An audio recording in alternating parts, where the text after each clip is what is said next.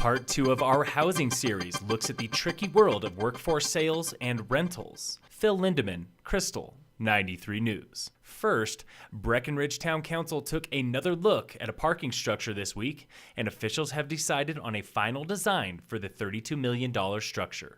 Haley Littleton with the town. It's going to be 406 parking spaces, about 155,000 square feet, with 246 surface parking remaining on 5.9 acres. Public comment at this Tuesday's meeting focused on location. The council looked at several sites earlier this year, including the South Gondola lot, but that property is owned by Vail Resorts and off the table. They really preferred the Tiger Dredge lot because it's always been a parking lot. Now we can maybe run it more efficiently, get more usage out of it. Littleton says Town Mayor Eric Mamula wants to keep reaching out to Vail officials, but for now, the project moves forward at Tiger Dredge lot behind the Riverwalk Center. A construction date has not yet been set. There's something seriously wrong with Big Mountain ski contests. Chris Hawks, freeride director for Team Breckenridge, says the pipeline for Big Mountain skiers and snowboarders encourages expensive contests.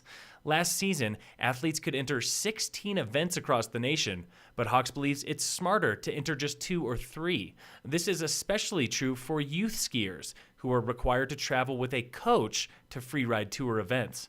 Hawks is confident this play-before-practice mentality will change, but it could take several years for this blossoming sport to have a new and revised pipeline. This weekend, Breckenridge is hosting the annual Big Mountain Challenge, a free ski contest on Peak 6.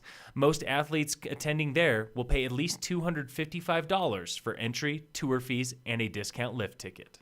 Last week, I introduced you to the Housing Crunch, a new series about my search for an affordable home or rental. I asked local realtors, is it cheaper to buy or rent right now in Summit County? The answer isn't so simple, but I've realized I should have bought a home in 2011 when I first moved to the mountains. 3-bedroom condos were selling for $180,000 in Miller Ranch, a deed-restricted neighborhood in Edwards, and 3-bedroom homes were selling for $340,000. My parents were even interested in going in on one. Today, that same home is worth $432,000, an increase of $92,000 in just 7 years. That's comparable to the deed-restricted homes in Wellington and Lincoln Park, if you can find one. There's only 5 properties under $300,000 in the entire county. That was broker Kaya Hansen with Slifer Smith & Frampton. And she says moving out of the county is hardly a better option. There's only 52 or 57 properties for sale in all of Park County, which is unheard of. I've never seen inventory that low on that side of the pass. Here in Summit, where I live and work, 11 affordable housing projects are in the works for a total of about 430 new units. Most are split between workforce and market rate units, like Dillon Ridge Apartments in Dillon, and others will fill the rental need, like 160 seasonal workforce apartments at Wintergreen and Keystone. And they all come with special rules. And that's your first step. You want to see if you actually qualify. You can't make too much money, but you need to make enough that you qualify for a loan. It's a really fine line there. 430 new units sounds promising, but none of the 11 projects will be ready until late summer at the very earliest, and I move out on April 1st. The crunch is on. For a dissection of the local housing market, visit the Housing Crunch playlist on the Krystal 93 YouTube page.